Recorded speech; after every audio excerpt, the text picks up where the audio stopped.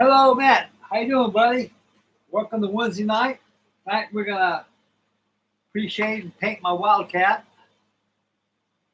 I just finished my S6F Hellcat this morning.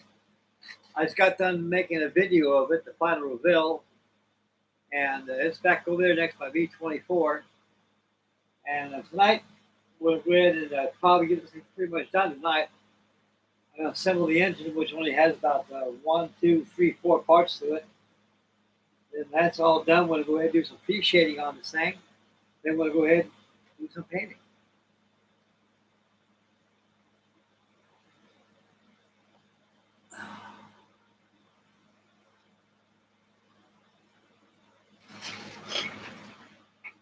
Hello, Dingy. How you doing, buddy?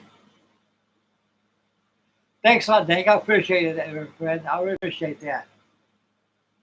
We got yourself, and we got Matt, Loose Model Designs, all the way from Canada.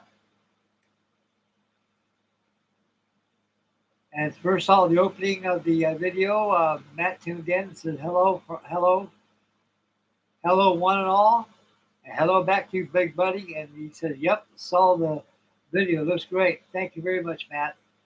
And Dean says, "Nice to have 6F." Frankie, yes, thank you very much, Dingy. And also, Dingy says, "We good here." They got not buying it. 6253 says, "Hello, dudes." And all of us old dudes and young dudes says hello back to you. So far, right hand corner, we got 3 watching, 4 thumbs up. There must be you fellas on the chat line.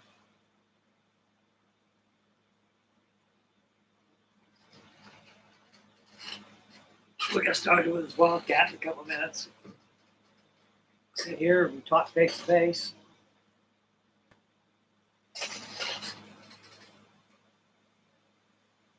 My grandson had me a big old box about that big, full of paints. I'm in good shape with all my paints now. I got all my paints and stuff. I got 1, 2, 3, 4, 5, 6 cans of red oxide primer. Got another can of flat white, another small can of flat white. That came in today, and also we got a bunch of Tamiya paints came in. White, black paint came in. And a whole shitload of doggone super glue. I'll never run out of that super glue. That there lasts me a long, long, long time. And that means I can bounce on this plastic. I get plastic going everywhere. I was working on the HMS Victory last night and primed the trail boards and stuff, and put the deck furniture on the main weather deck, and probably bounce on her probably pretty soon. Let her kind of cool her keel a little bit. But we'll get Wally the Wildcat done. This is a beautiful gem with an airplane. Love it dearly. I sure envy Dingy with his 1/32 scale what he has. But this is a pretty little detailed little kit right here. It really is. That undercarriage is, it looks very complicated on the instructions, but it really isn't. It goes together only one way, you know.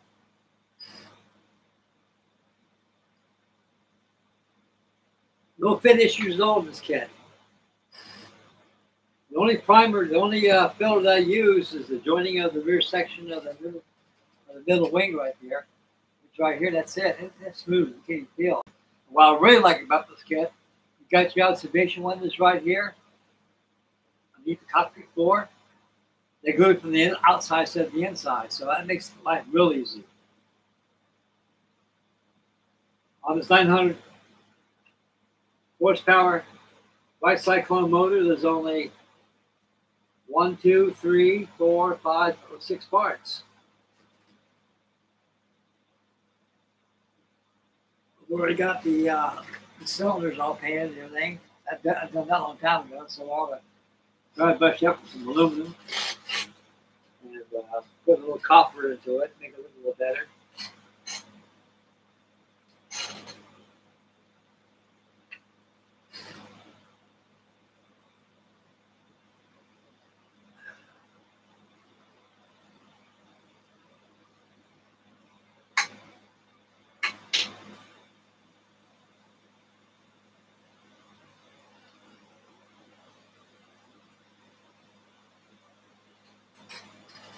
I was watching Kermit Camp, Kermit Camp, Kermit, and he has this guy owns airplanes. He buys real airplanes just like we buy models. He bought a Wildcat that was painted in the North Atlantic paint scheme, all with gold at the top, white at the bottom. And boy, he went there. They showed you how they folded the wings and everything, took off on grass and everything. That was really wonderful video on that.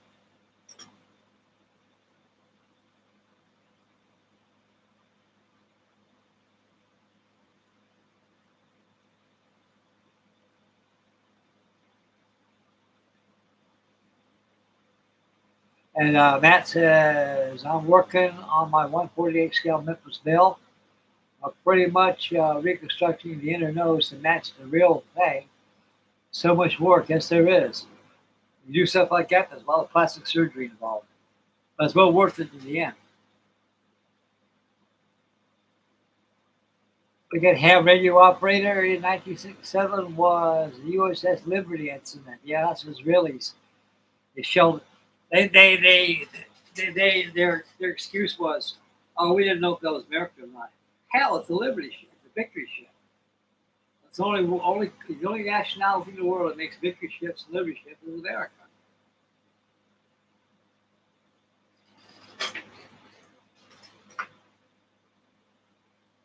And Mr. Daniel Britton says, I always liked Wildcats. Wake Island was a very interesting time early in the war. The Marines gave them hell. They did. They got their money's worth using those Wildcats back then.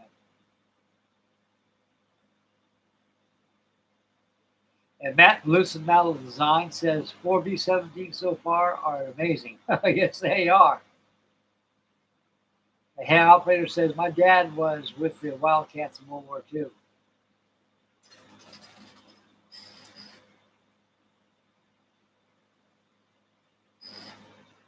The Wildcats, they were actually the second of the monowing aircraft. These things actually came from the reproduction of a monoplane using the same retracting systems out of the F4F flying barrel. 29 cranks get that landing gear up. And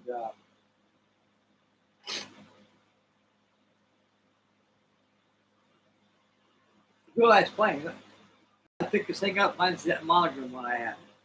The monogram one, you pull out the wing, turn around this way, you pull back. That's pretty ingenious how they did that. I still got that monogram kit. The paint schedule, this is going to be not intermediate blue. It's going to be navy blue gray with very light gray undersides.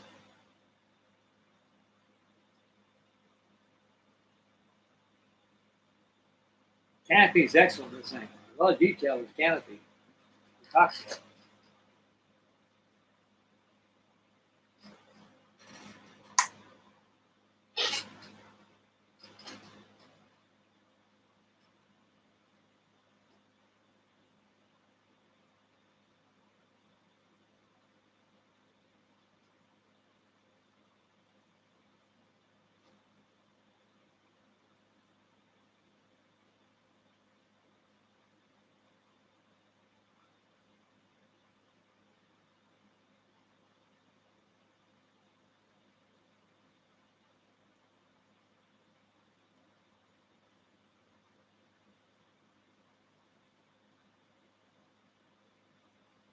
That's a detailed little squirt.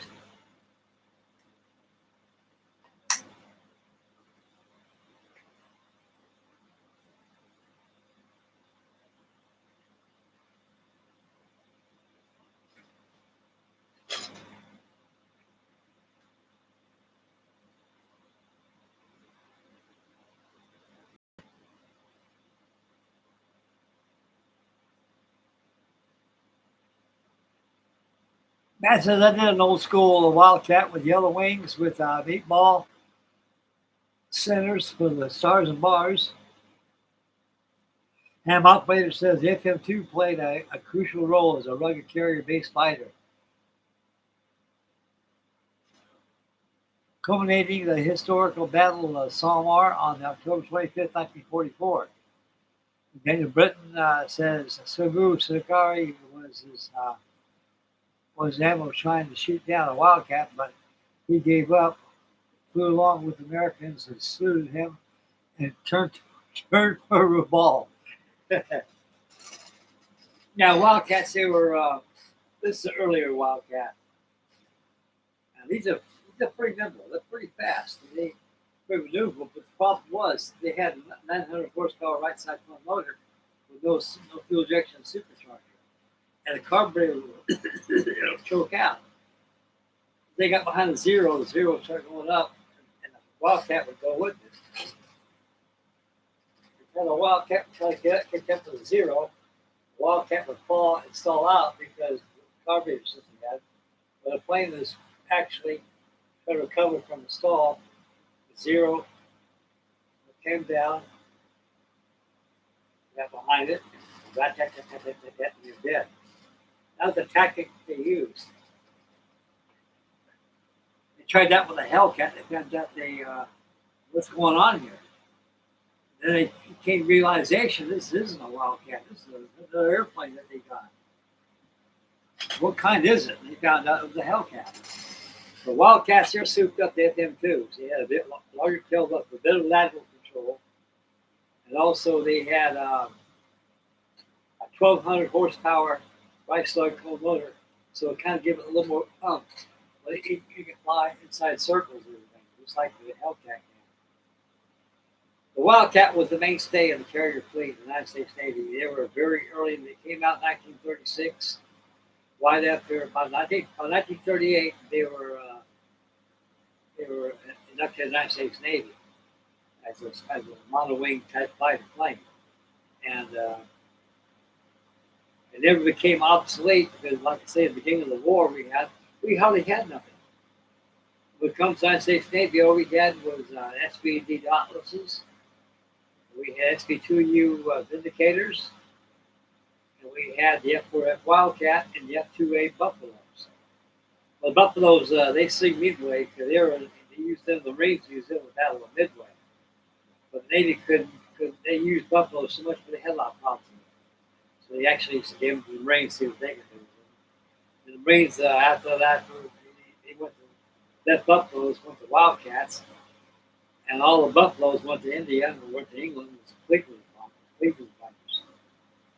But Wildcat proved itself during the Battle of Midway, and also the SBD Dauntless proved itself in the Battle of Midway, earning the mainstay of staying in the service until the war came to an end.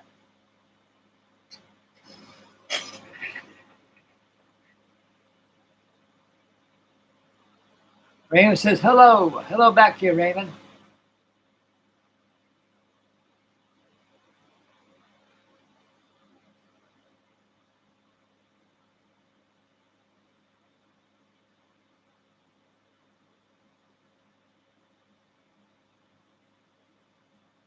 Yes, I did. I think they were making the Doolittle raid of the B-25s. They had to find out if the B-25 could take off the deck of a carrier. And so I guess Jimmy Doolittle is the one that was on that. Before he went on the raid, I think he participated in testing at B-25, getting off the deck of a carrier, and they did. They didn't have time to assist any arresting books on the back of the tail for carrier landing because B-25s weren't designed for that. Actually, they're designed for land operation only, but they pressed the envelope when the Doolittle raid comes, and they were very successful. The B-25 earned its keep the sweetheart of the forces, and also was the mainstay throughout the whole war. I remember I was a little boy back in 1954. I was about 8 or 9 years old back then. I can remember about the going field, Virginia. I could see all kinds of B-25s out there maneuvers. I thought we were going to go to war. I came home running, Mom, we're going to war. Well, so how do you figure? There's a bunch of B-25s out there. My mom said, I heard them. I like to know what is going on. I heard airplanes, all the ninjas going on. I don't know what's going on. They're going to war. They got B-25s out there. And after watching 30 Seconds Over Tokyo when I was a little kid, they told me we're going to war. The B-25 was a bomber. But I came home and my dad says, "What's this stuff I hear about? We're going to go to war. Where'd you hear this from?" Well, I heard from nothing. He had a bunch of B-25s out there taking off. Frank, that's called maneuvers. The B-25s don't use them anymore. They got other stuff on there. It says called maneuvers. What's the word? I didn't know this. But you hear, oh, the engines just revved up there and it's taking off. They're always aluminum color. But by late 1954, the Air Force they got rid of them because they were redundant.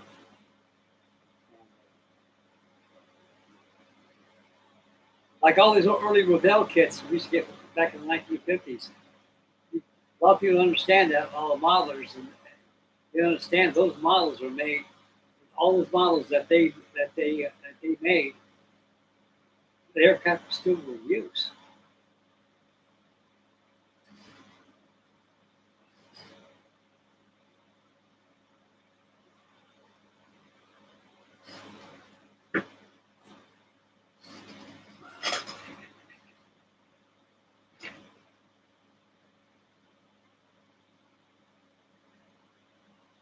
Okay, we're going to get back on this Wildcat right now. And I'd like to thank everybody for tuning in tonight.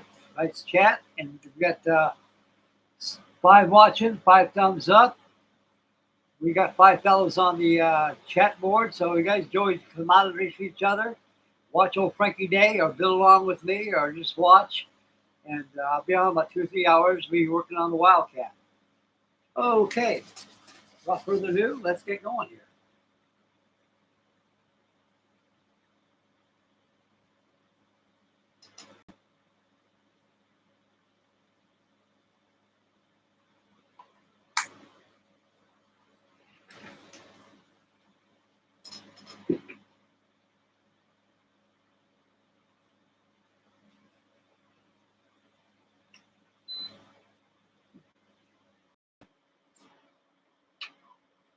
It's cold here. All righty.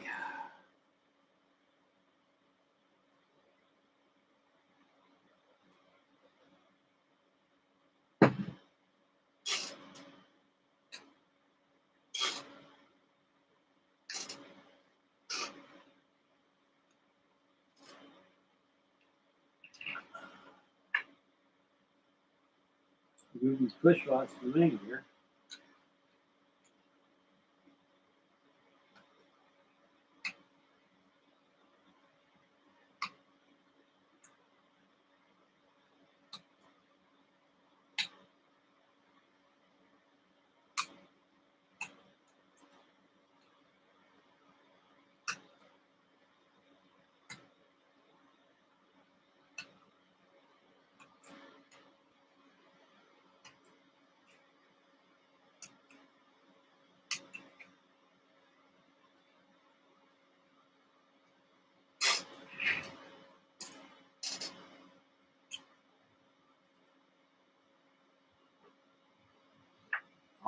Thunder boomers out there. I think it's going to storm. Okay, I'm going to take this.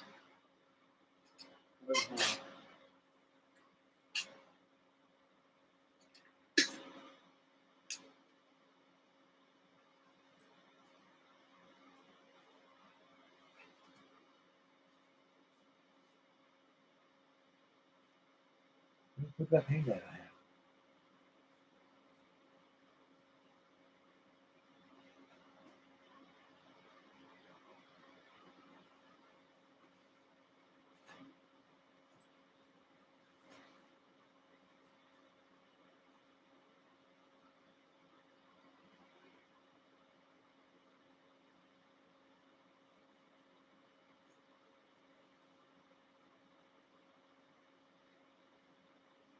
How is this taking?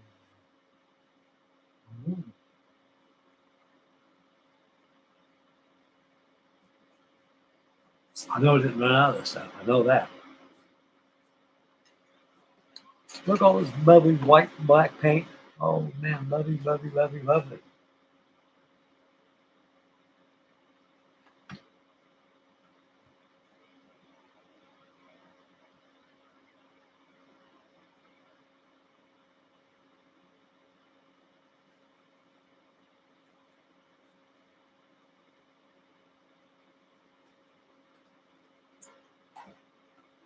Oh, right there. Right there. Take this my paint booth and paint those emission wires.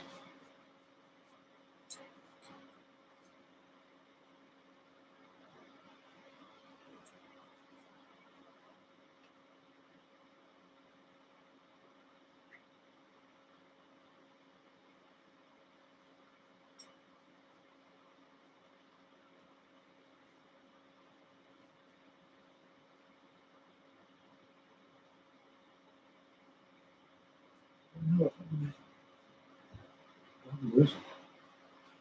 Right here.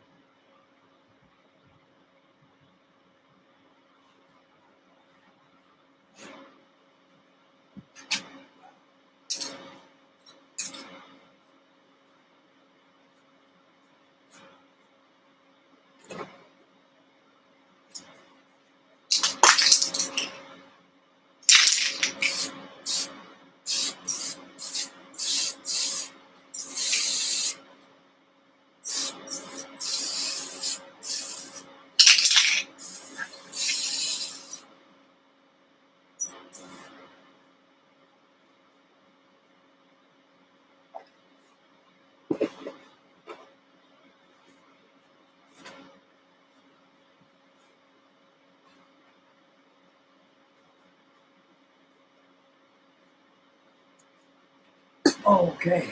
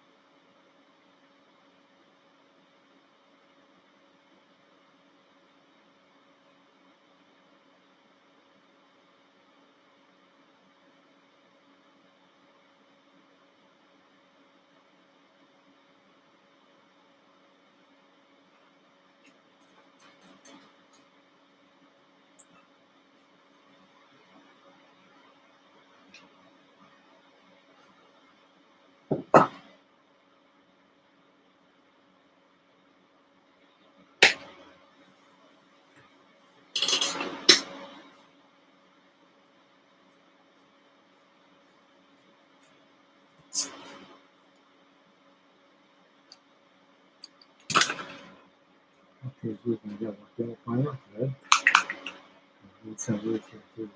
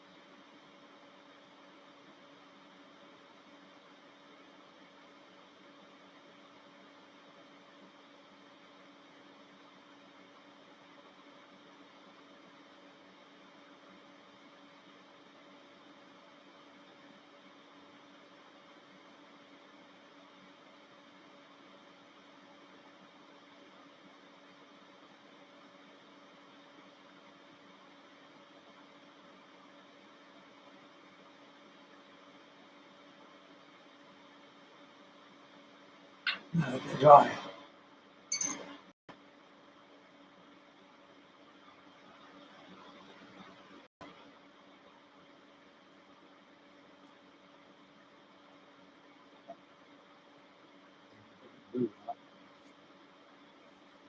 Do that. I appreciate this bad boy.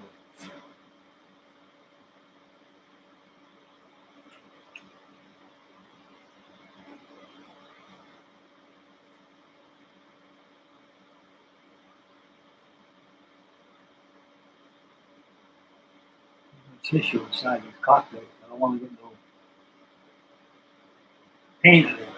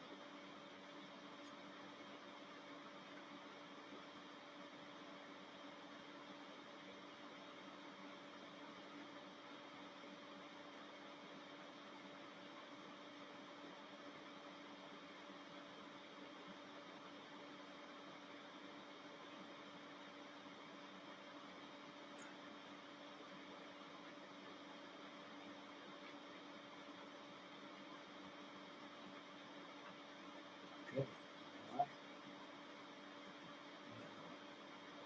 Use it for firewall.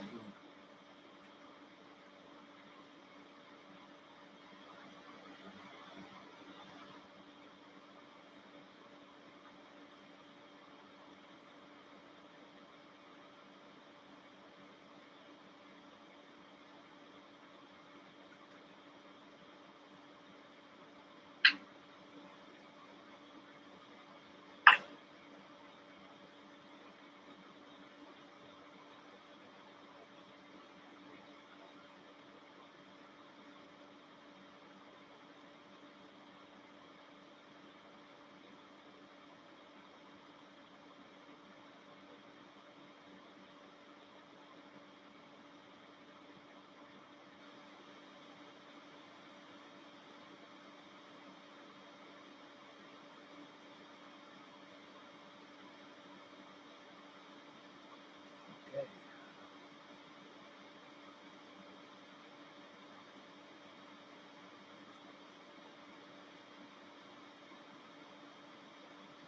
Dry. Calendar plates. They use a preshade. Use a paint. This tank's back with the paint on. You got this in a blue gray paint.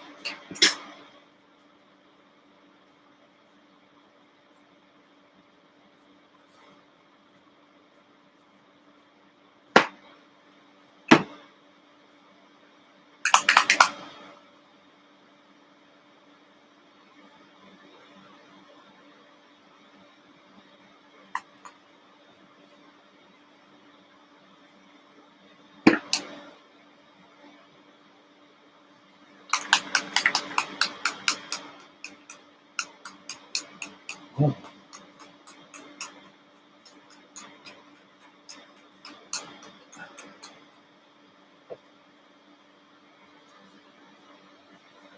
Okay.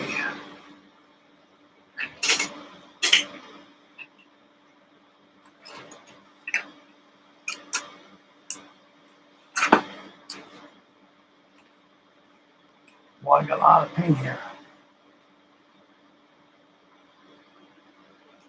What's right there? This here.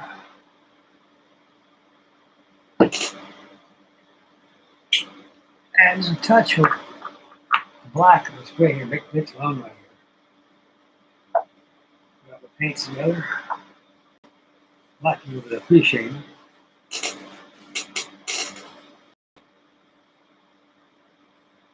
Dry with the preshading on. And then pop that cow on there until it's 100% dry. So at least stuff some tissue down there. Okay. Check the chat board, see what's going on.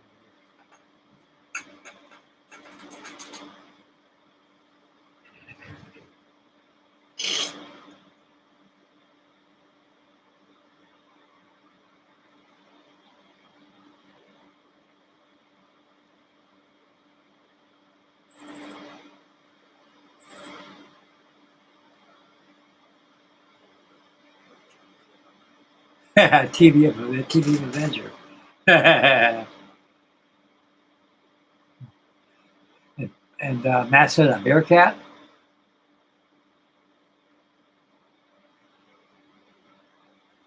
And Daniel Britton says things are so much easier, so much better when you have all you need. Yes, sir, it does. It does me. It does me. You made my day, Daniel. You sure did, dear sir. You made my day. Oh yeah, I want to show you guys something.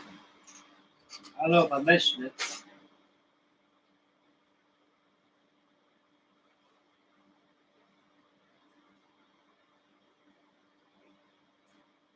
This came in the box today. Box along with the goodies.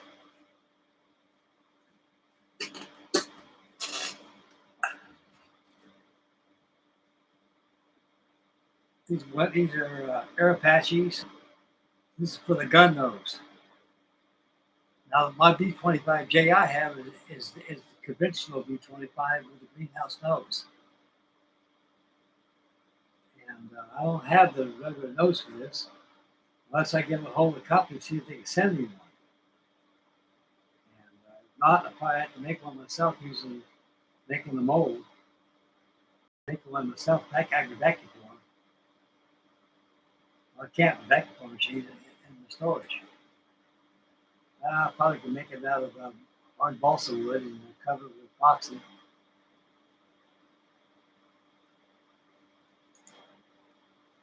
Yeah. It has 3/6 decals. It's got the Fatso B25J 22nd, bureau number 4429588, and 199 B25J, bureau number 4336199, and Betty's Dream B25J, bureau number 4430934.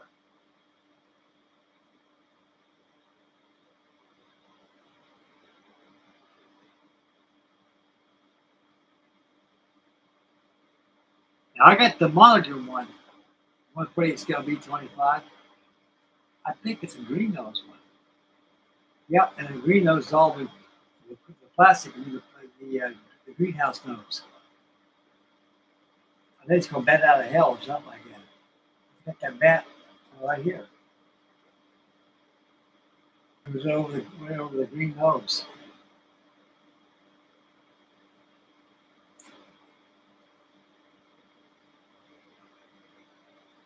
(345th bombardment group), the Air Apaches. The Air Station in St. George's, New Guinea.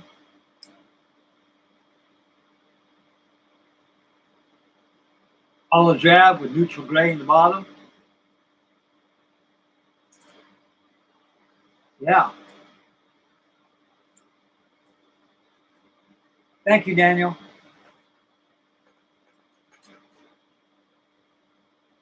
Hopefully I get my half track tomorrow. I'm supposed to come in today, but middle run snow out here in Ohio. Not Ohio, but Tennessee. Where I live at here. It's coming in. It's coming in, so I should get something tomorrow coming in. So far, I got incoming. I got TVY coming in. I got the half track coming in. And some more paints coming in pretty soon too. All drabs and neutral grays. When I get that, I can bounce on B25 get her going. Also a half track too.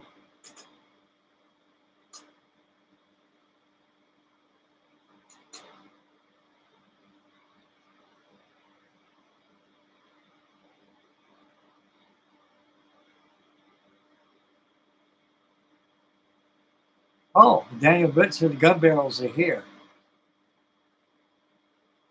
If I had a plane here, I could make a nose no problem.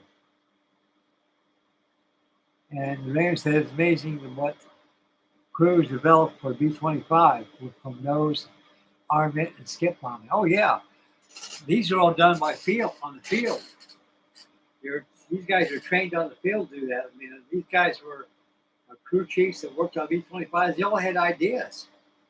They said they always got a hold of the airplane commander and said, "Look, I got an idea, Miss Mitchell. What is that?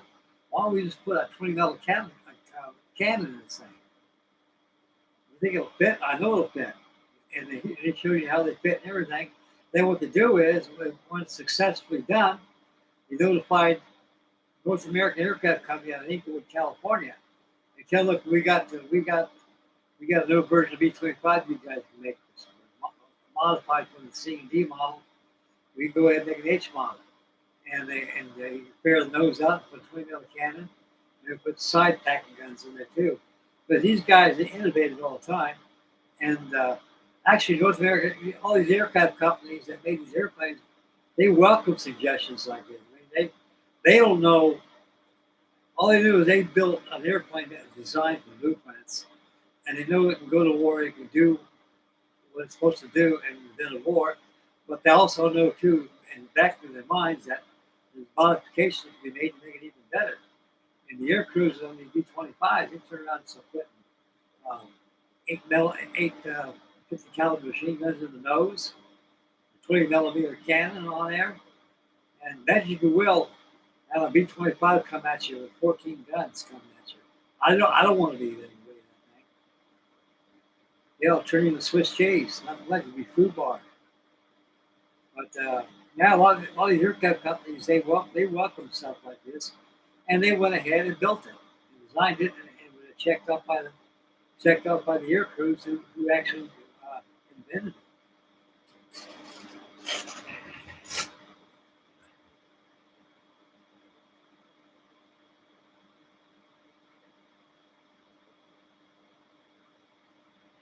That's the glories of a B-25. B-25, you can do anything with a Mitchell bomber, anything. I mean, that was a very well designed, built airplane, and that's why Jay Doolittle knew he could do the job that a Doolittle made, because they could do things that the B-23 Dragon couldn't do. And the aging B-18 Bolo, and also the B-26 Marauder. Right now, he was still in the phases of having problems, and has been signed up into the war to the Army Air Force. It's still in design. And the B-25 seemed like it fitted the bill. And they used them to cruise these are good airplanes, you know. So they proved itself weight in gold during Doolittle days. And they were on, the rest is history.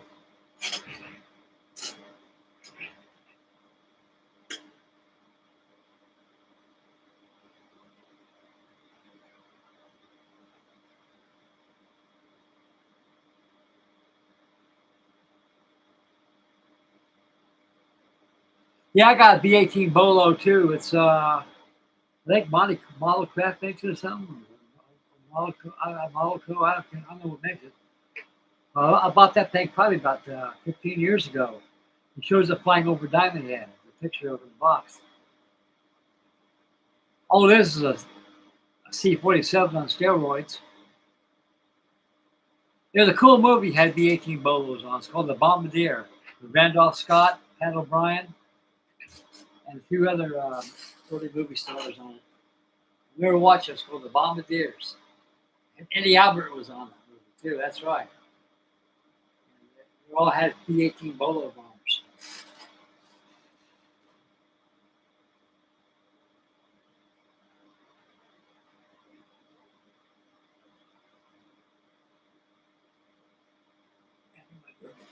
Good job.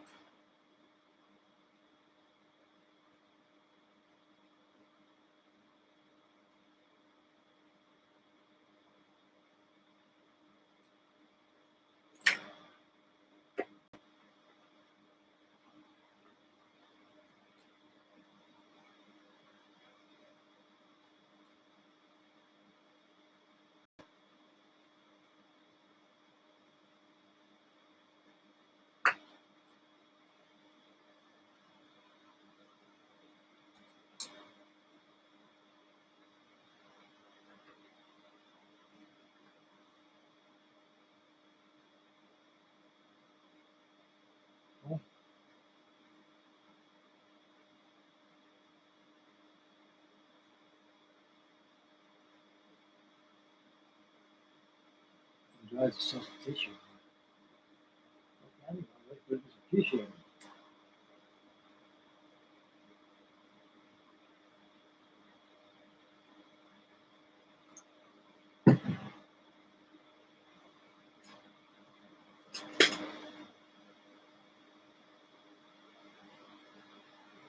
You're right, Dan. That's my special hobby kit. All I remember that the artwork had a picture of it flying over Hawaii, flying over Diamond Head. It was like to me.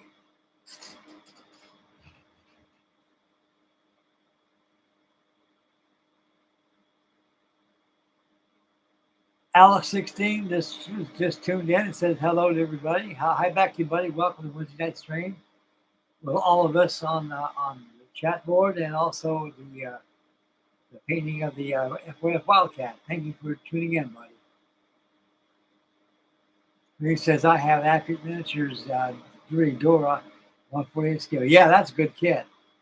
I got that kit also.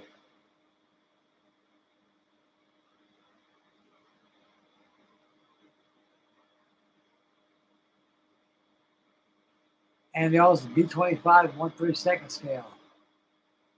I'm not sure how it happened.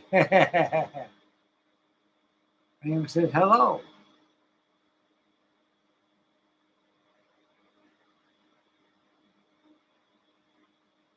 And Daniel Bitts, I know exactly how that happened.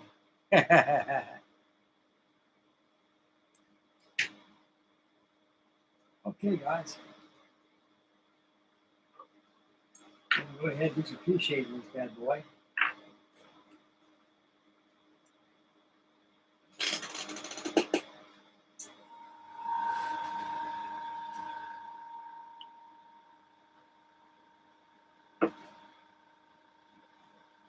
Oh, I got water.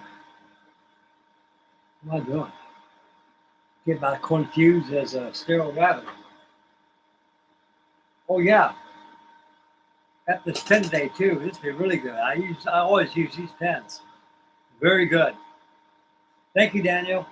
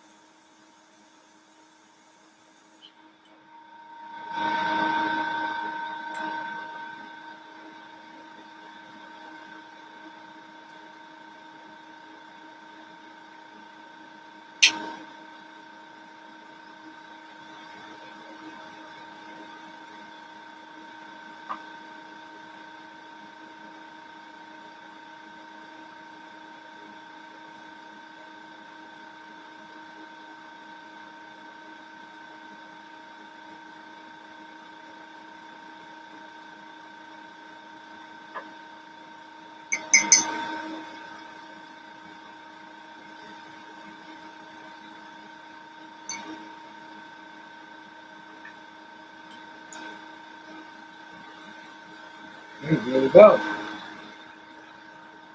Showtime.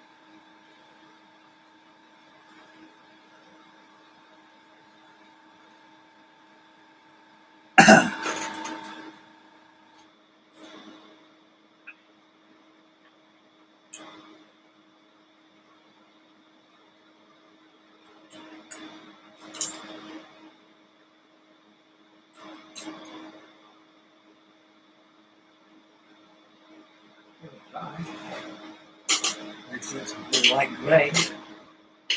Follow up with a mark. There's a light sleep with a blue gray.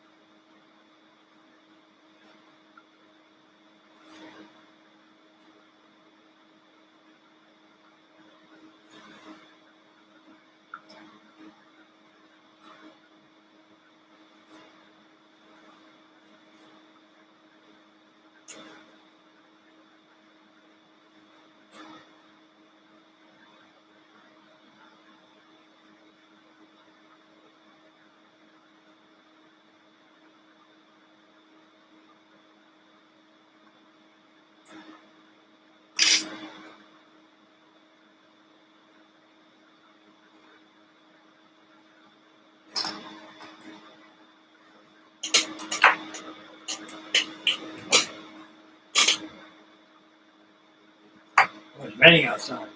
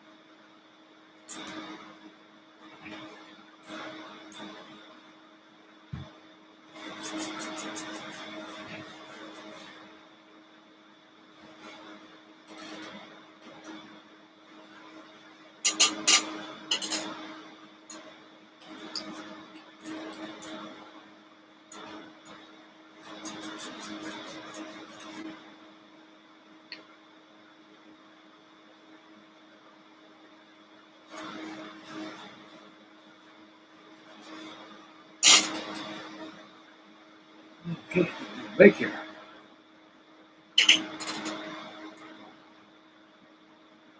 Wonderful, wonderful, wonderful. My granddaughter should get married this month.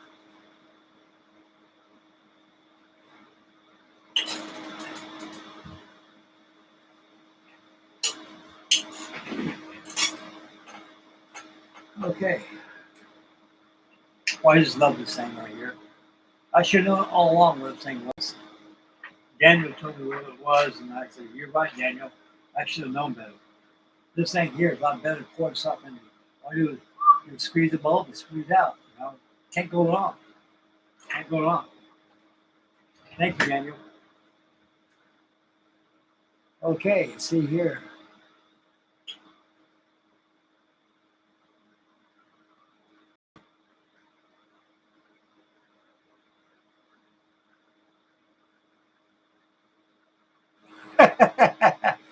Dan says, "I wonder that ship could battle other ships, port and starboard." I bet they probably could. They probably did.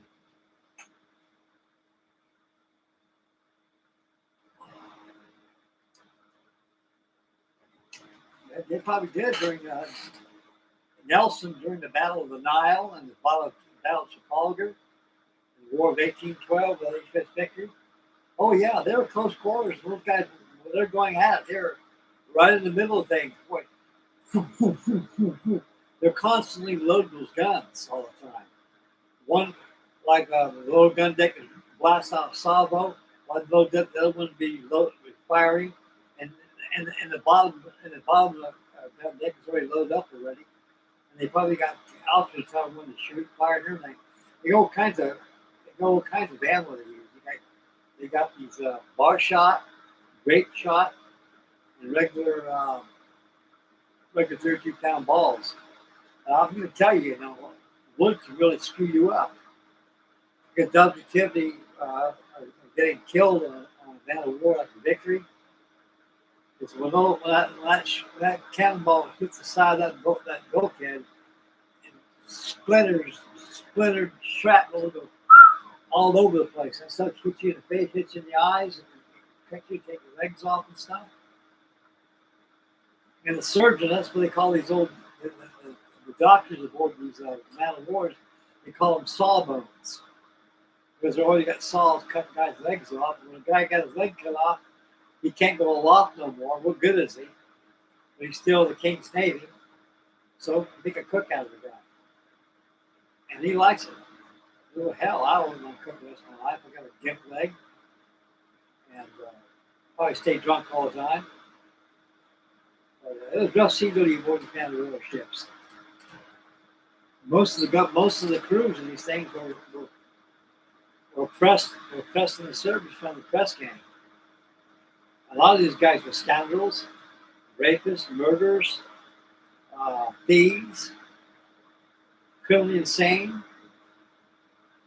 Those guys are usually had a crack whip on them all the time because they didn't have no discipline. That's the reason why they didn't shake their work, spending time in a prison hall or being jailed all the time. So when a man of war, you had to whip them to shape, and they did exactly that.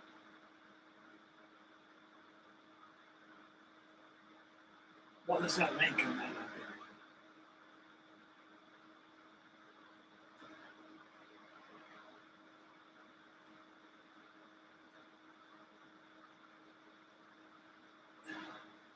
Oh, that comes pretty good now. When the airbrush, the guy's probably wondering, man, he's airbrushing that black was that wing road. He's doing it on purpose, making wing walks. All in one shot, we'll get the color on, take a tape, get your wing walks on you already. The Wildcats, they had wing walks.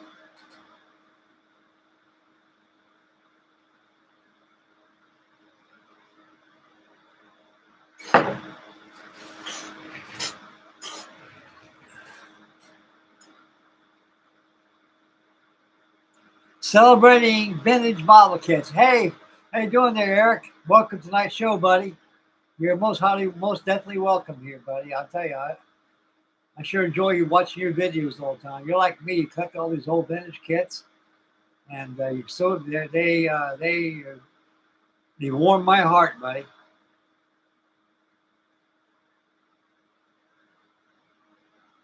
Yeah.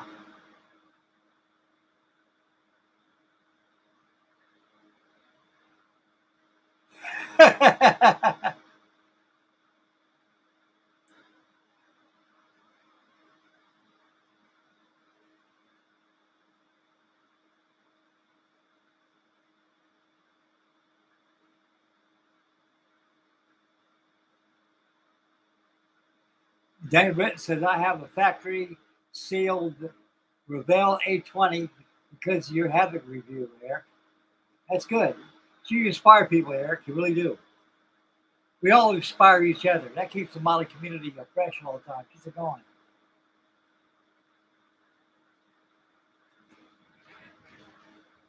I just finished up that Hellcat, Eric. 132nd scale Hellcat I got. Got it all done. And tomorrow we're going to have the final reveal for this. I've been saying this every day. That tomorrow's going to be a day because I'll work on this tonight. I'm going to finish up my B-17C, Light Fortress. I'm going to put the propellers on it, finish up the decals. I covered it up with metal foil tape. It works very well. You can see the different colors of metal on there as you turn it around. I like the effects of different shades of the same, just like the other. No, 1/72 scale is still a pretty good sized airplane. It really is. With some model designs now, he's B-17 crazy right now. I'll blame him. I love B-17s. I got one over here. It'll probably be cracking on pretty soon.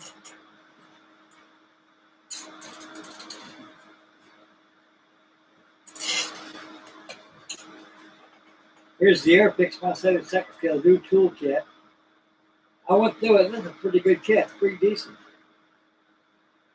Most of these new retool kits that Airfix is putting out, like like the Typhoon and the Hawker Hurricane, and probably the new Spitfire. A lot of these kits are over-engineered. You know, when it comes to putting the fuselage together, it's tight as an oil digger's wallet. You know, very tight. What they kind of do, they design it like putting a real airplane together in plastic. One part consists of maybe 4, 5, 6 parts, maybe 10 parts. The way it goes.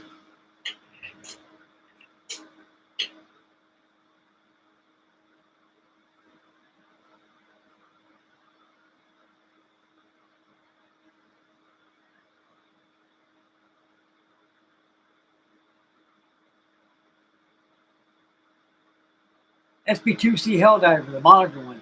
Is that the new tool Helldiver, or is that the 1962 release, Eric?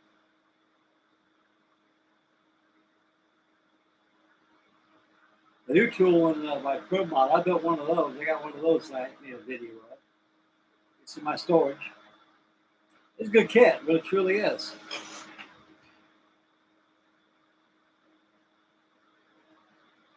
Yeah, there you go. I got one of those too in my stash. That's a pretty good gimmick model. I remember when I first got one of those. I think the landing gear folds on. Yeah, now I remember. The canopy slide, the twin foot from the 3 millimeters guns that they come up and down. Landing gear folds. Bomb bay opens, and the bomb comes out. It swings out like the Dolphin says. The propeller spins. What else? Yeah, the wings fold. But on that kit, you look at that Helldiver compared to the Monogram Neutral Helldiver, even all the 1/72 scale SB2C Helldivers, even the Affinity Helldiver 1/32 scale, you look at the wings. The wings on the Monogram 1962 release is very narrow compared really wide, like the way it's supposed to be. That's about the only part of the kit that's really not too perspective of the real machine. Other than that, it's a good looking Helldiver. Comes with a Curtis 4-bladed prop that it has on it. Oh heck yeah! I used to take that in my Dauntless one time, take a glass of water, and eyeball and had my hand on the trigger on the dot. Let's get a little trigger. It was more like that. The bomb swing. And I put I put a little bit of clay with a couple of BBs inside the bomb. So to give it the weight, it would straight down. And I put a glass of water and let it go like this. What are you doing? I'm dive bombing a glass of water, Mom. What? So I'm dive bombing a glass of water. Well, I gotta see this. Sit on the couch and watch. I took my dot was set like that, and I aimed it like this. Right down like going to a dive. I pushed that trigger, the bomb was swinging down, and I hit that water perfectly. The mother goes, "You guys are your models." Same thing on the hell diver. It works different. You got to open up the bomb bay door, and it kicks the other one open, and it comes out. It was a gimmick model back in the day. Us kids loved gimmick models. Models with operating features. Monogram were the best. I think about the best kit that Monogram ever made. With operating features: the Grumman F4F and the F3F barrel. They were the best. Now the best one that Bell ever did was the 140 scale 86 Skyraider. And I got about 3 or 4 of those mustache. And them things do everything but fly. Everything.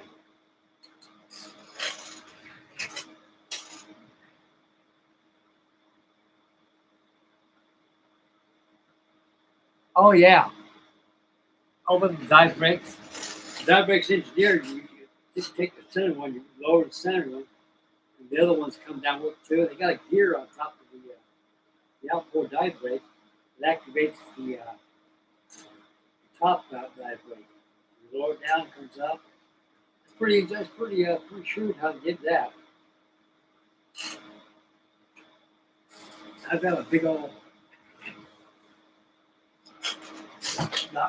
mountains back there. One 1/18 scale. It's a miracle.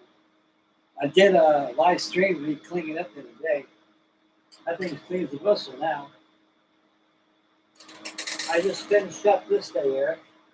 Did a video of that. This is my hell kit I made. I finished that one up. That's a nice kit, not too bad. Put it alongside a B-24 Liberator. That Liberator dwarfs this.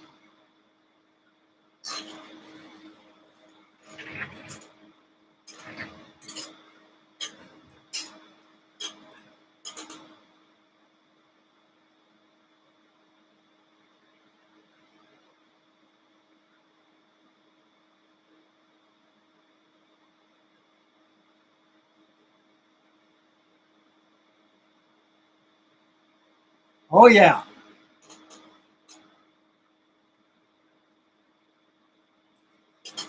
Yeah, he was. Indeed, he was.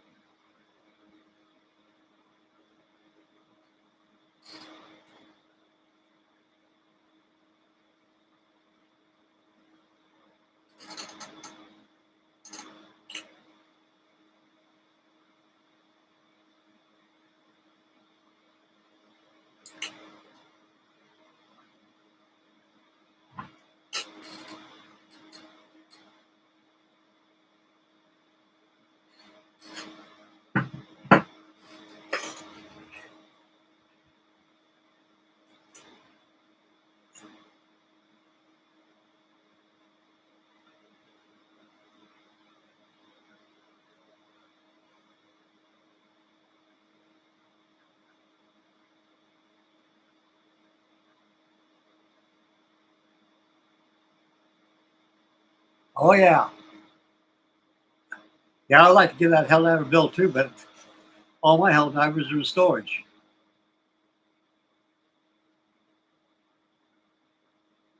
Yep.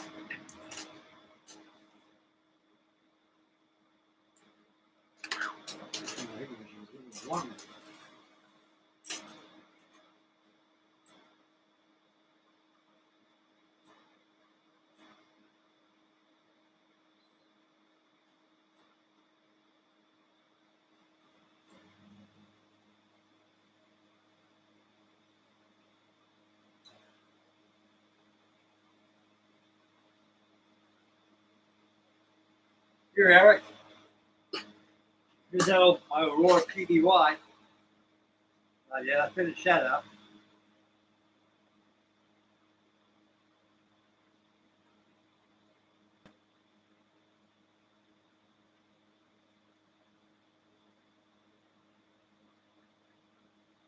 I believe you got a kit of this too. Oh, PBY came out pretty good. I like this PBY.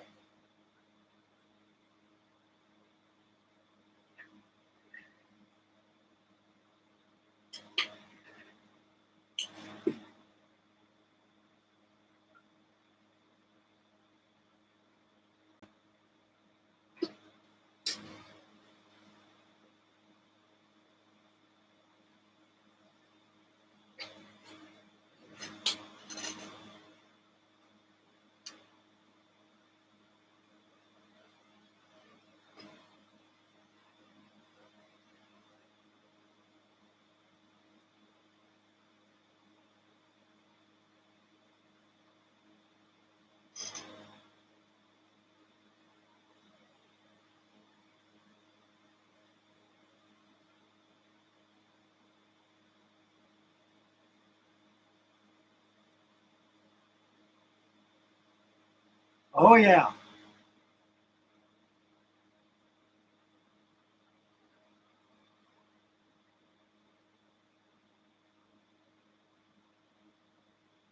That'd be great. You and Charlie get on old jumbo. That'd be nice. I can see that.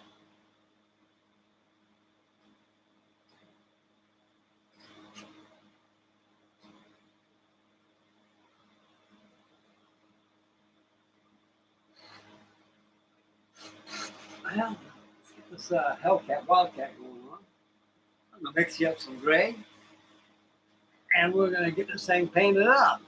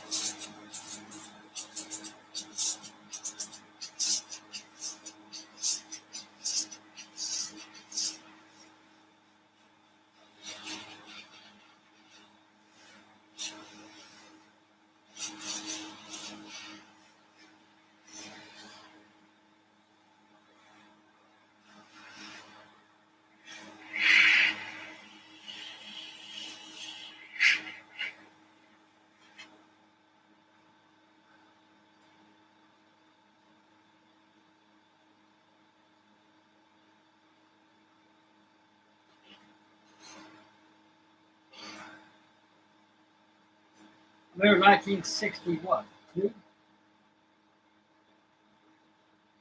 Yeah, 60, 61. When the Hellcat Wildcat came out, they had a factory built one of these things. It was nice.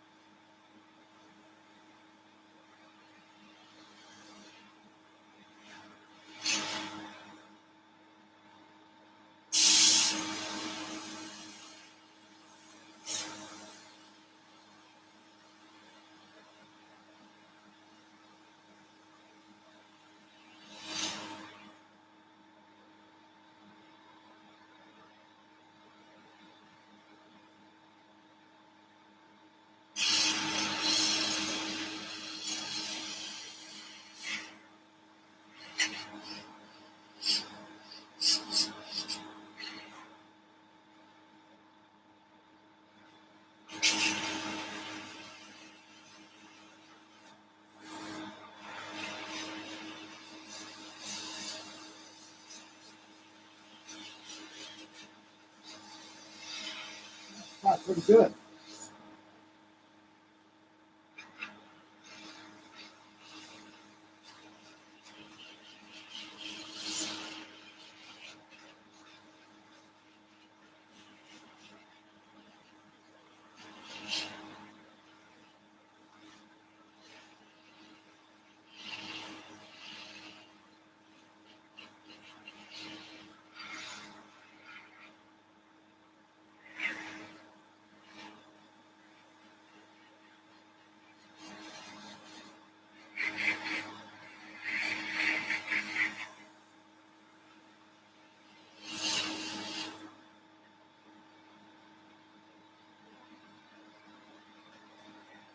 See, when I got all my paint colors coming in and stuff, I got all the supplies, it makes life easy for me.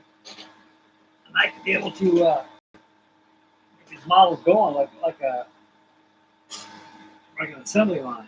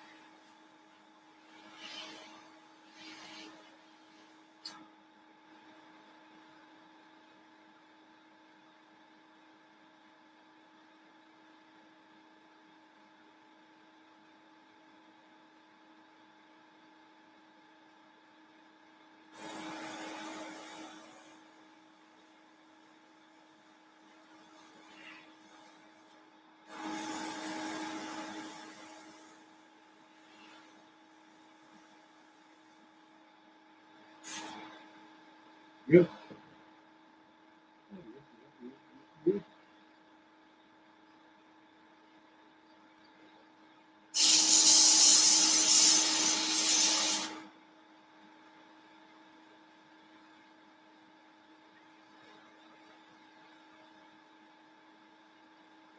Okay.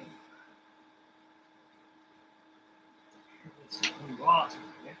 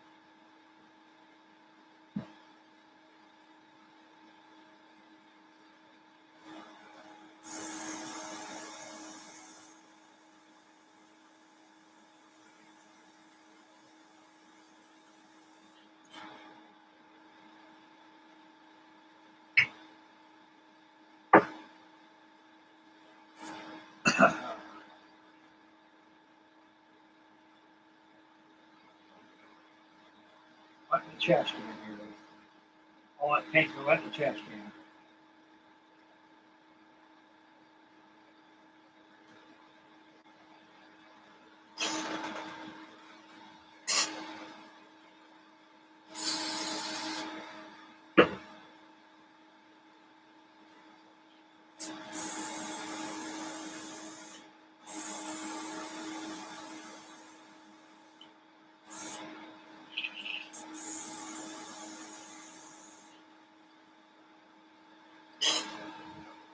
One. Later on tonight, I'll take the needle out and clean the needle real good. It's pretty clean, this thing is. I always make sure it's good and clean. Okay, everybody, we'll take a little inspection on that Wildcat.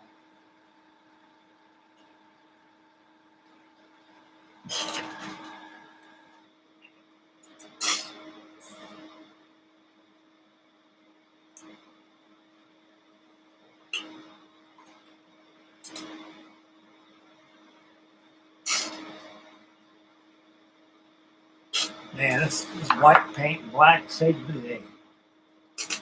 Now I can just keep on building paint. That's circular. Okay, kill up the blurred light here.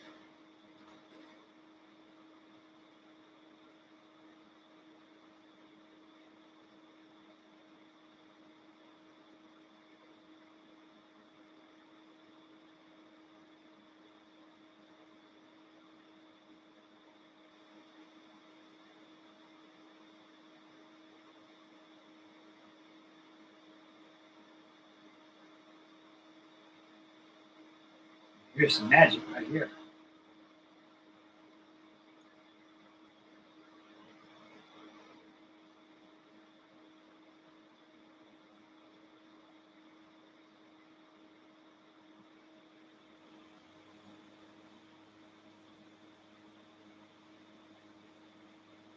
Oh, that's the magic trick of the day. That's like killing two birds with a slingshot.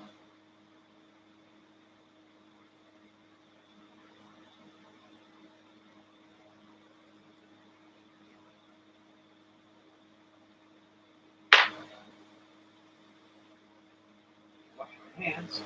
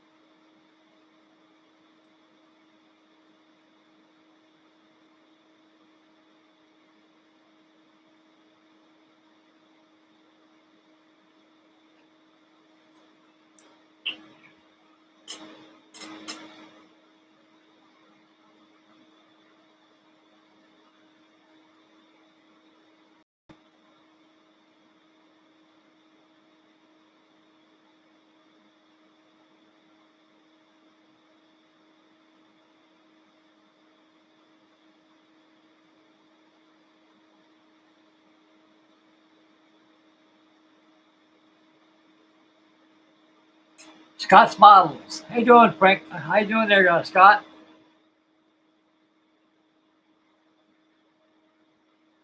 Thank you, Daniel. You made it possible for me to do this, buddy. You really did. One view, this thing without painting.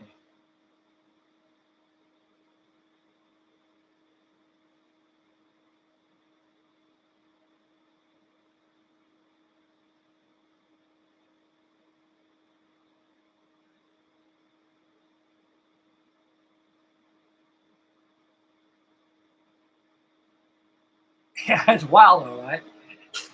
Wild as the West Texas wind.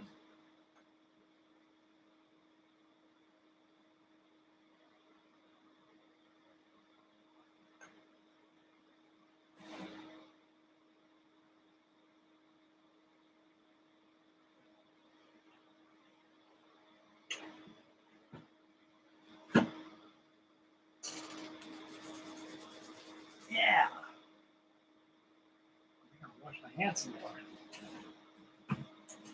Give this thing a shot at clear gloss here in a couple minutes. Take that paint on there and hit it with some dull coat when it's all done. Once it's glossed up, get the decals on this thing.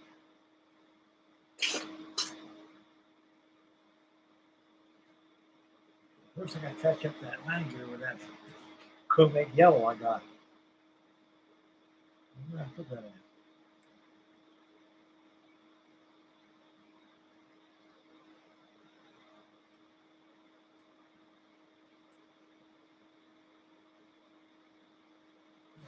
Here. Come out wherever you are. Come out, chromatic yellow. I see you, I see you, I see you. Is this it here? Yes, it is. Yes, it is. Before I do that, I'm going to wash my clippers. I'm going to wash my clippers.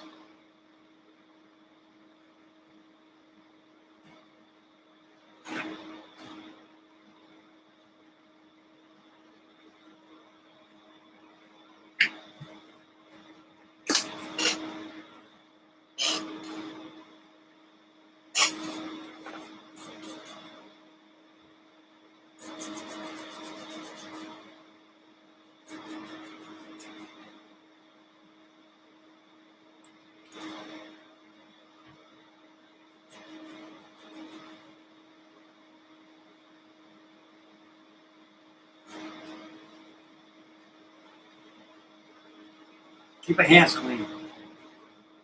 Should have worn gloves when I paint this thing. Yeah, buddy. Yes, sir.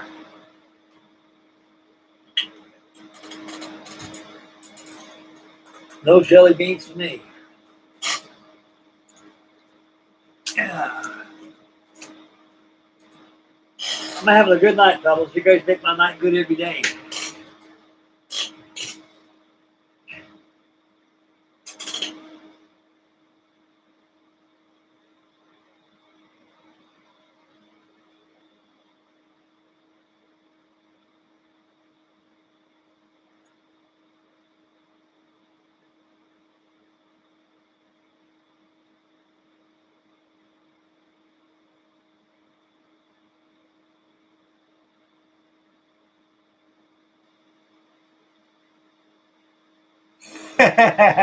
There you go, Daniel.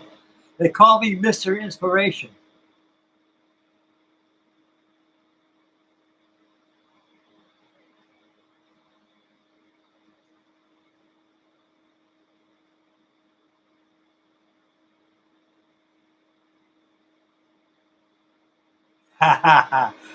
Oh, Chuck Pappy. Hey, no, Chuck. Well, Chuck said, that's what I'm doing. I got me, get me a cool drink.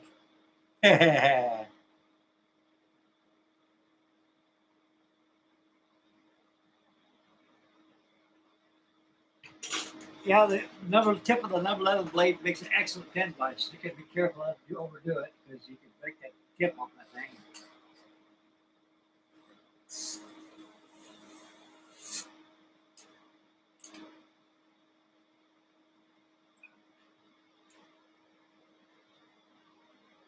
Salute.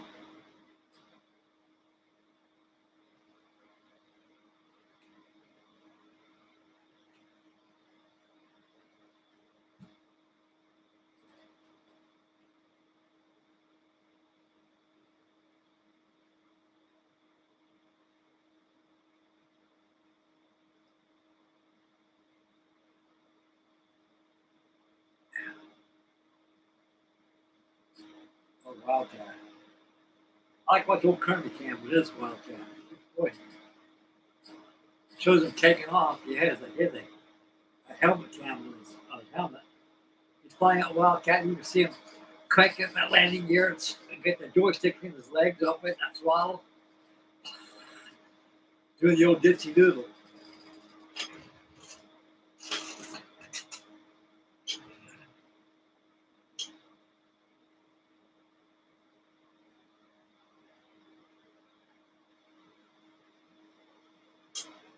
Champagne was an excellent artist. He was. He did all the artwork, all the diorama portfolios came from the market.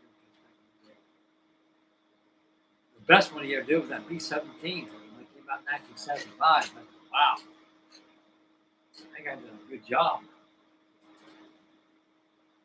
His kit was a prop for the monitor one.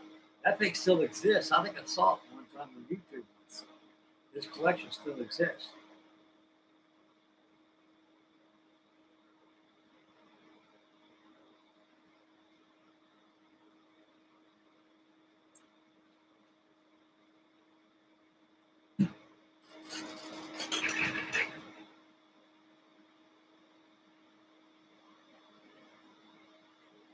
Where's my sniffing glue?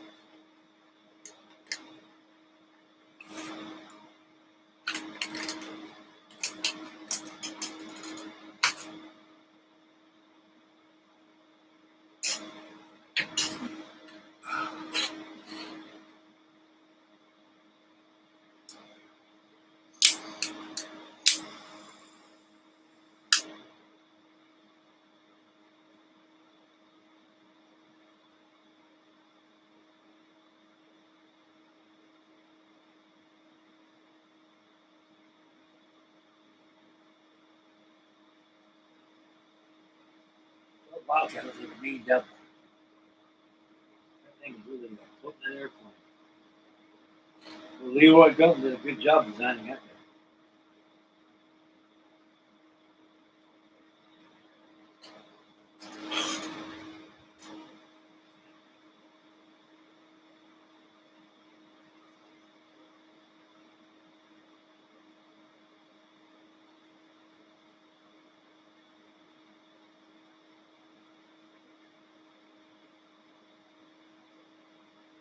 Yeah, I think I've seen one of those before. Glows and everything.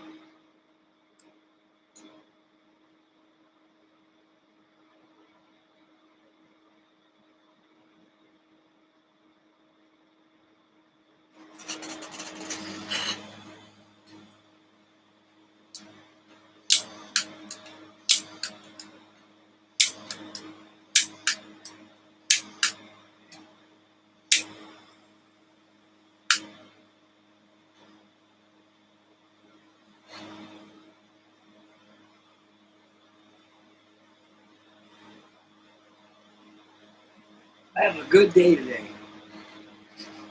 A very good day.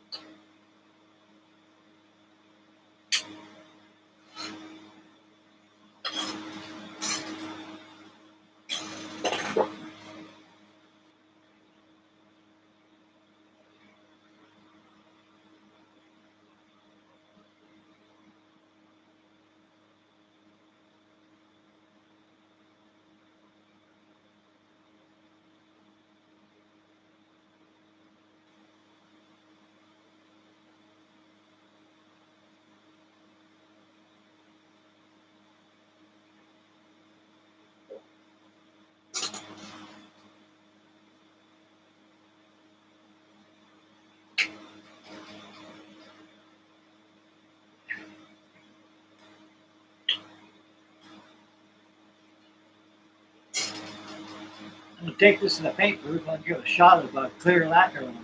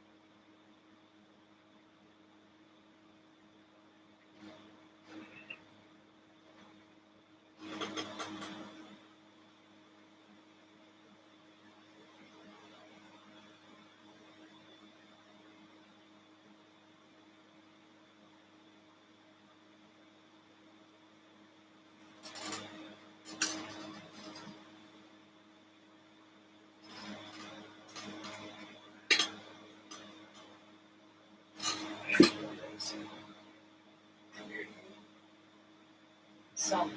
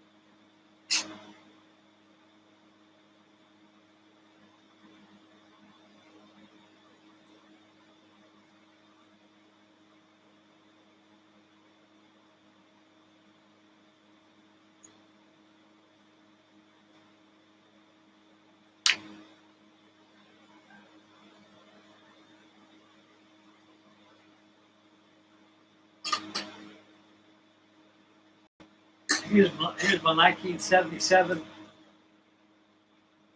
1/32 scale SVD dotless matchbox. I had to drill out all those die breaks.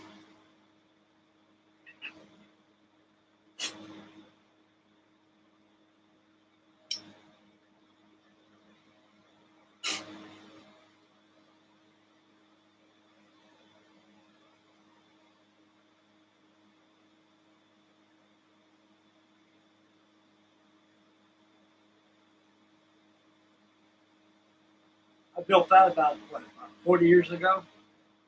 About 40 years ago I built that, maybe 50 years ago.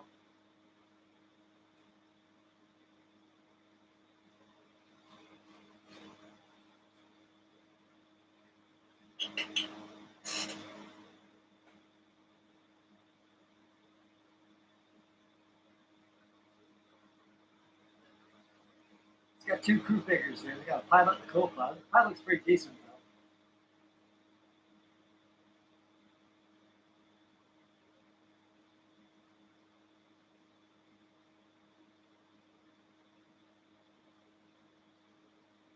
Yep.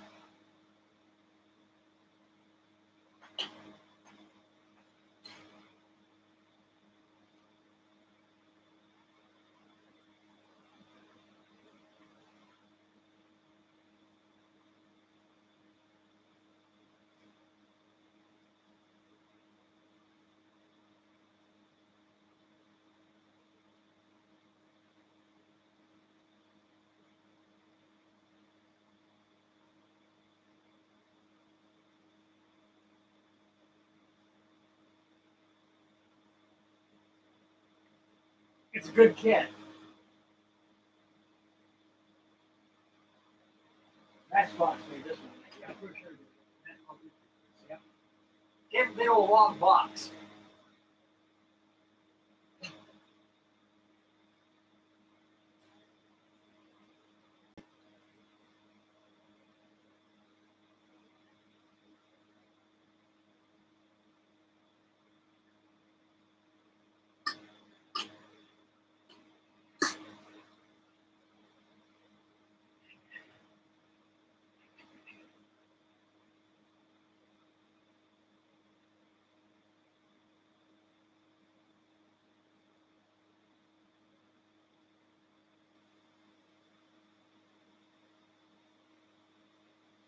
Yeah.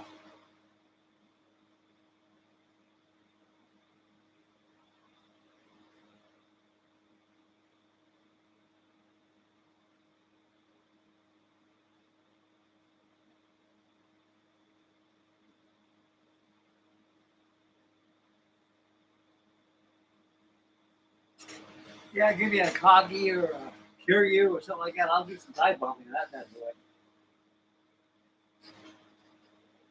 Back over here. Coat. Yeah.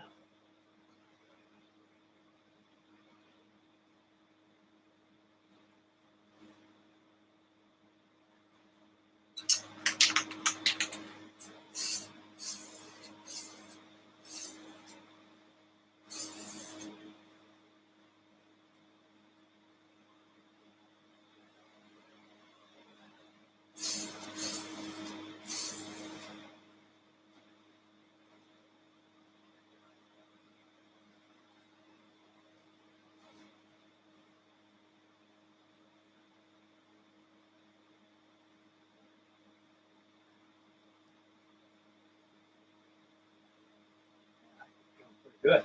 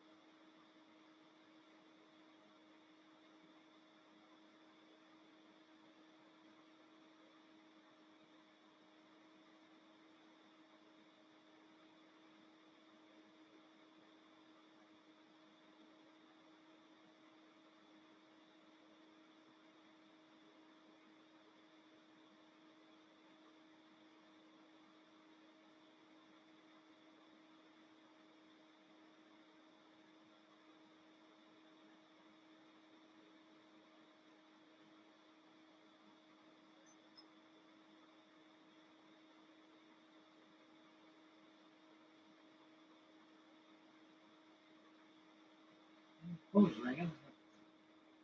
Dang it.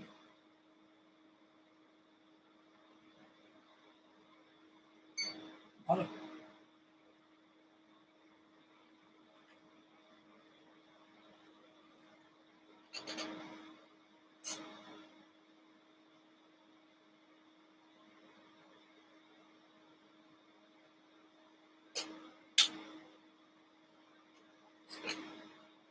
Oh, wow.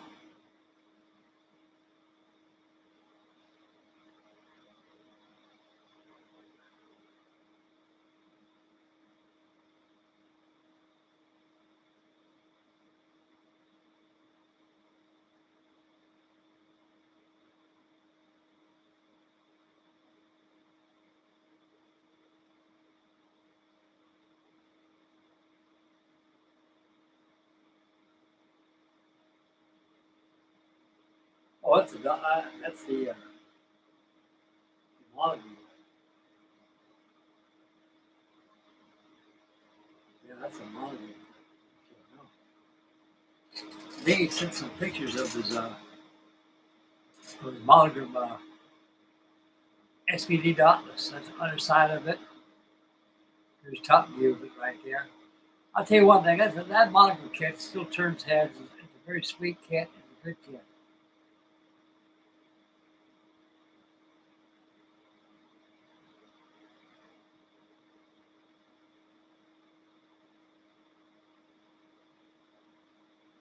Yeah, that's a monogram.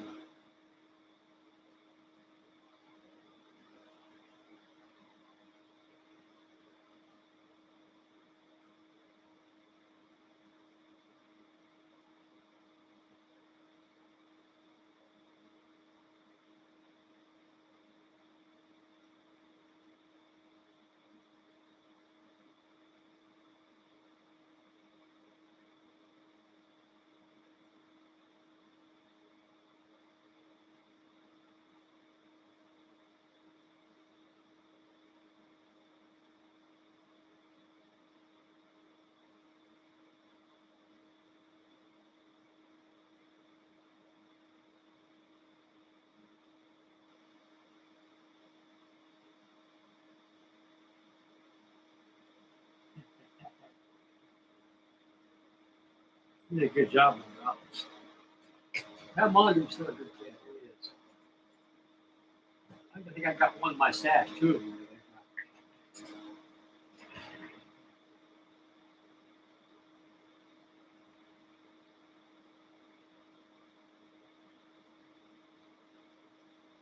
I agree 100%, Eric.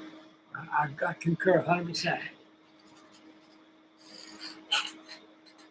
It's pretty accurate, though, in all ways.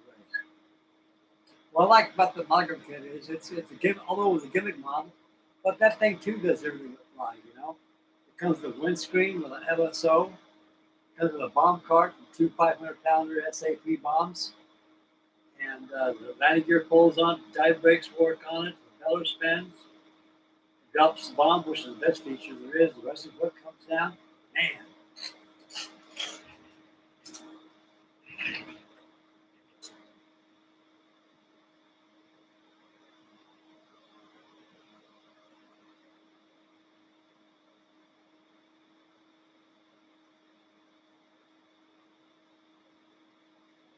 Oh yeah.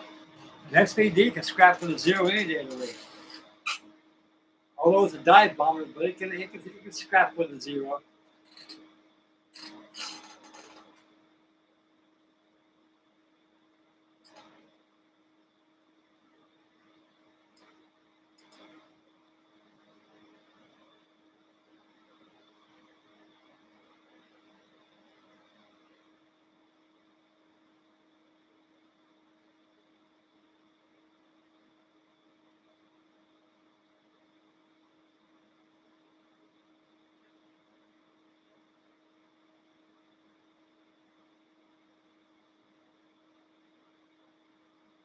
Yeah, what time we got? Yeah, what time? We put decals on this thing. 2 hours and 38 minutes and 45 seconds. We have a good night, man, guys. Got a good chat board going on and everything. Got 10 watching. 9 thumbs up. Doing pretty good tonight. Like I say, with Daniel Britton, I never would have this paint. This thing never would have got done. Black and white is my primary colors. It really is. Like mixed grays with it and stuff, use whites and stuff, I got a little bit of oxide up there to paint. I'm thinking about building that 1/200 scale USS Hornet I have. I think you guys would love to see that. I think that might be a winter build coming up. Those B-25s about like that thing. You really can go out and do your all in that thing.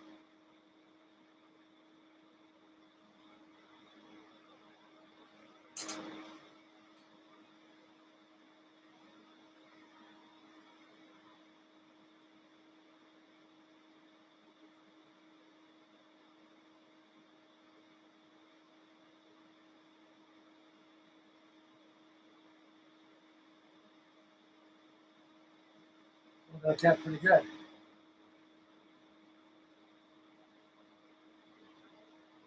One 72nd from 1/48 scale. It's small, but it's not too small.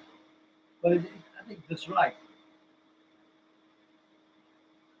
The Wildcat wasn't a big airplane anyway. It's pretty.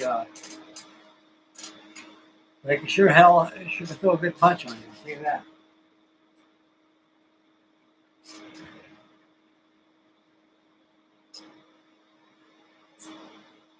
Oh, that's one. Is that the Matchbox kit dinghy? Okay, I thought that was a monogram one.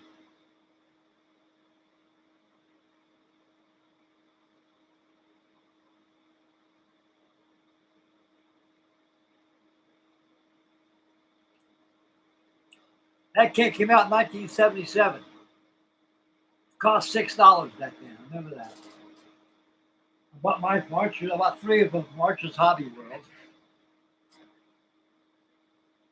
And Bob Archer, he always had a lot of good. Well, that was one of the world's first mail outlet, mail order house was Archer's Hobby World.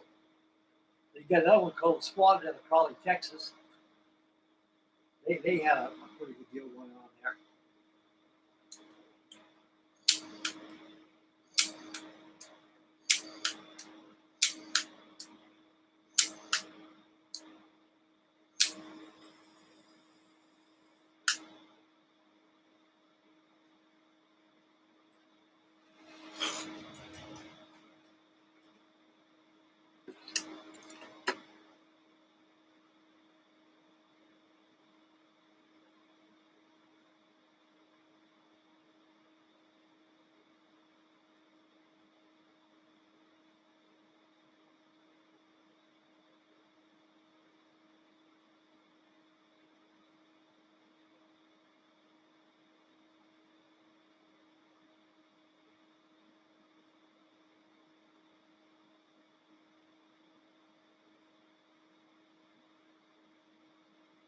Yep, that's right. That's right, Eric.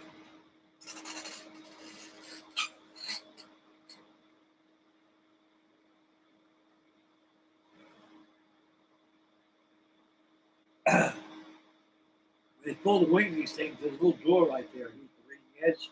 They open it up and pull up the little crank. And they pick the wing door through that lock. And they crank that. They uncrank that wing and they pull that back up. By hand. It's all manual. There wasn't no hydraulics back then. There wasn't no hydraulics in this thing. Everything was mechanically operated.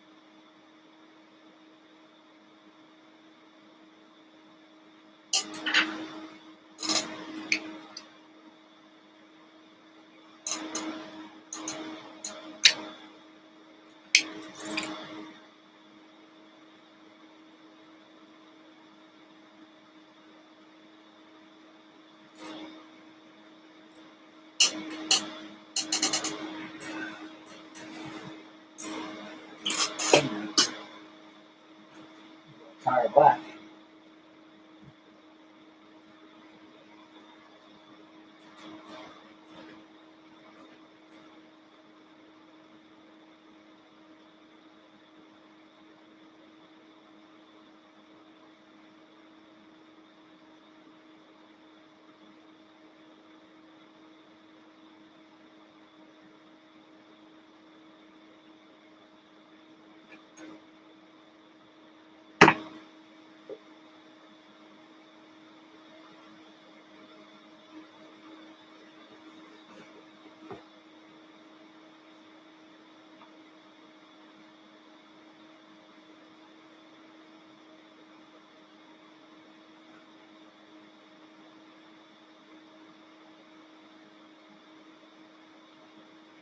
gray.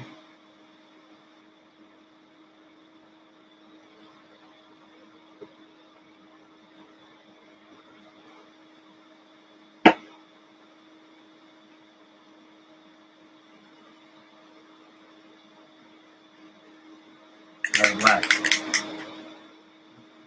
Good.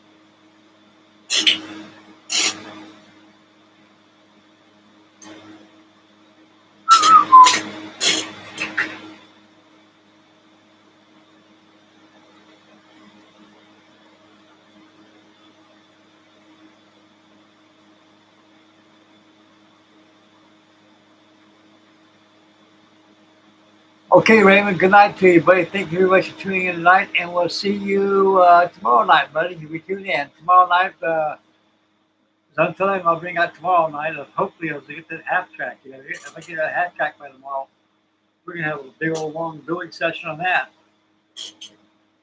Thank you for tuning in, buddy. God bless you.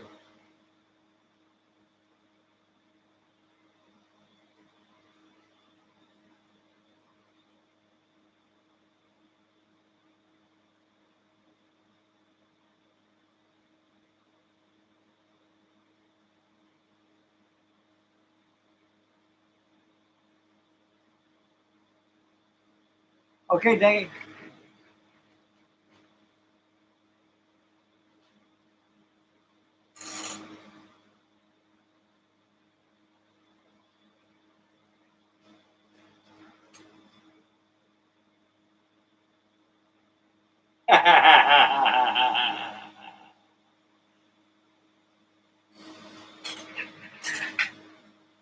Tiggy and I got something in common. We both got naked women on our arms.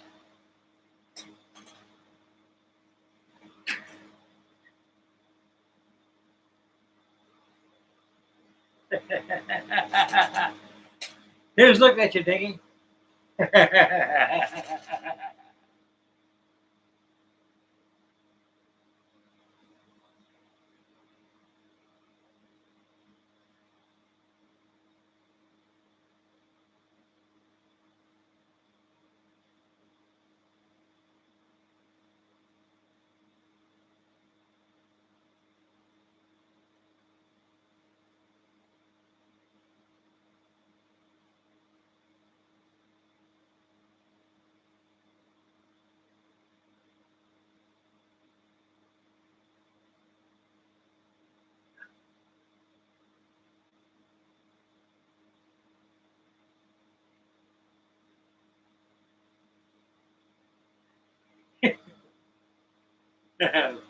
Beautiful, buddy. Beautiful.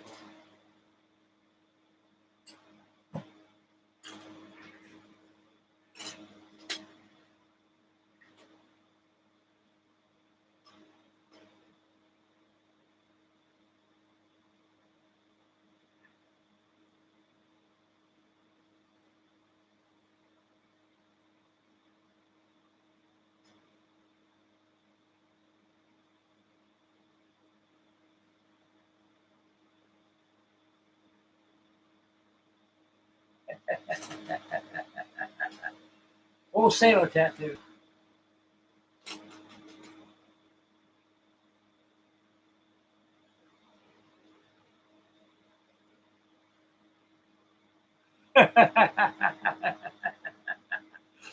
Yeah.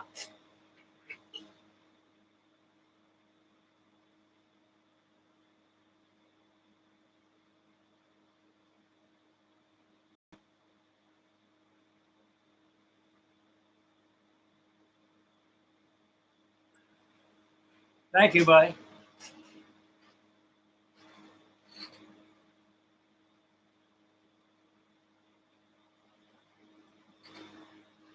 I got my Flying Dutchman over here.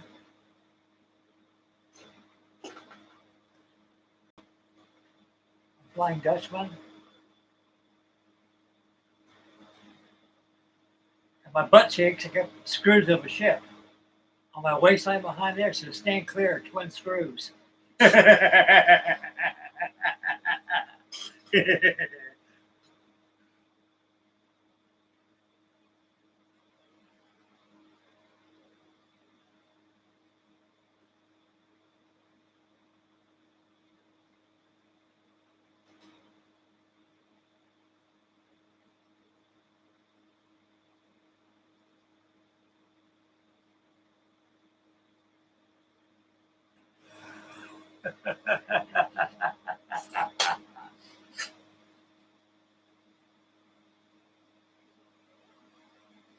I remember I was taking a shower. I came home from the league.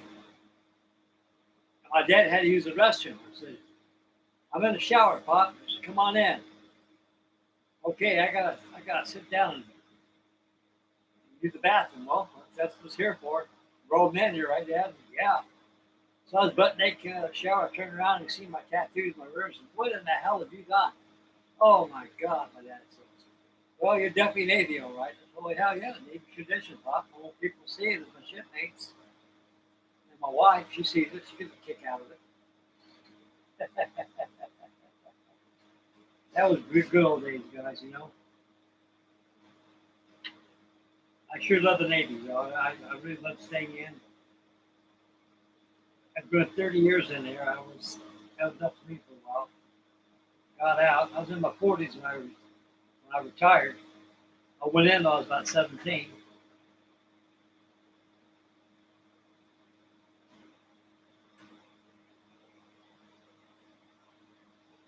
I went in 1962.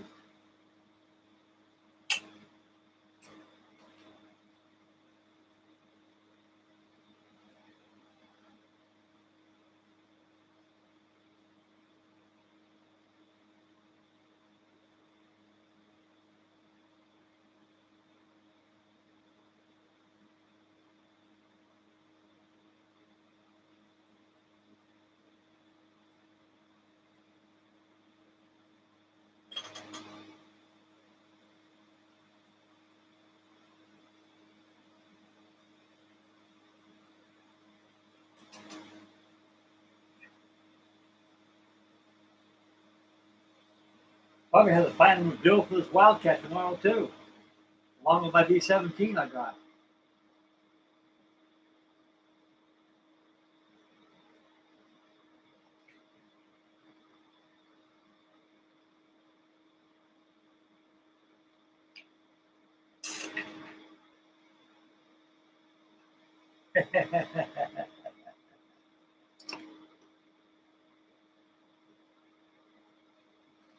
Oh,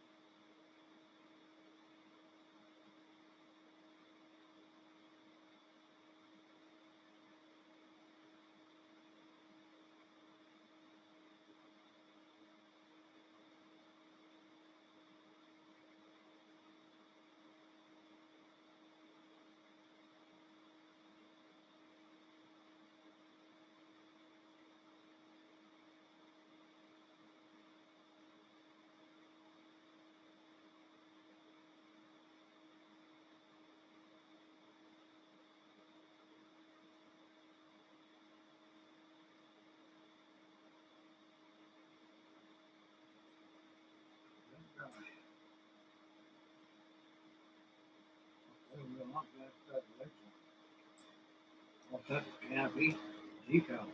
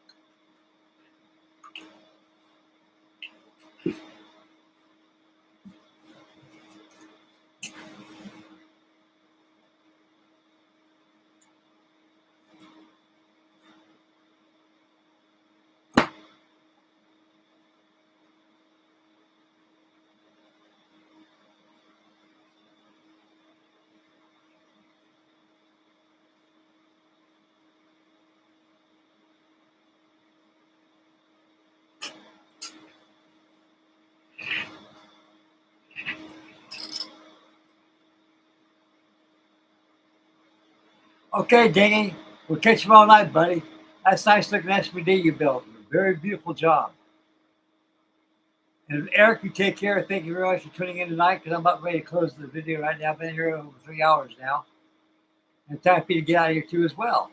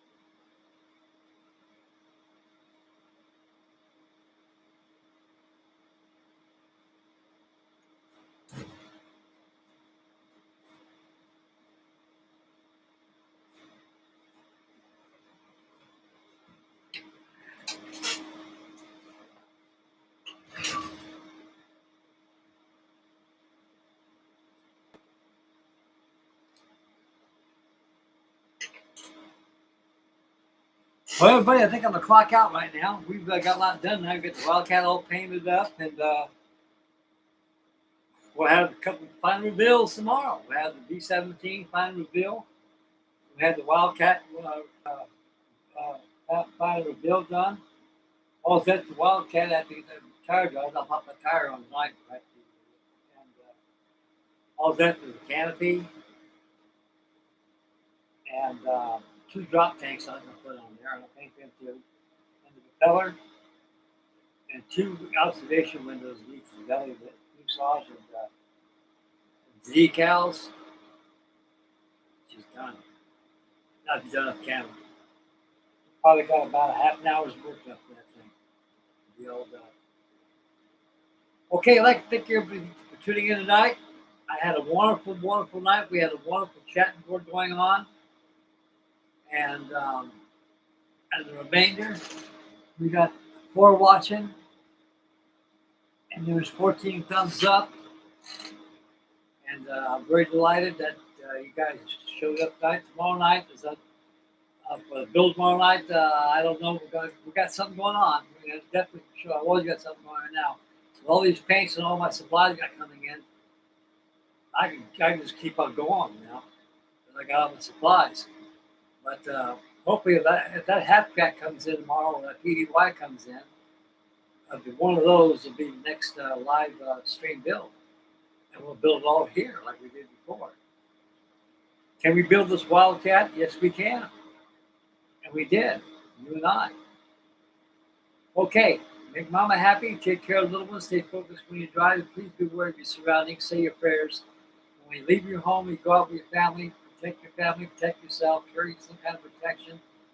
And always watch your children all the time and your family and watch yourself. Take care of yourselves. And thank you very much for everybody. Thank you very much, Eric, for tuning in tonight. We had Dingy with Mr. Daniel Britton with us, and we had Betsy Models on, and everybody, and we got Matt all the way across from Canada, and we got the ham operator. He's with us tonight. We had a pretty good chat going on tonight. A lot of good discussions on the SPD office and on this. That's what it's all about, guys. It's all about. We all share the same love of plastic and balsa wood and resin without out there.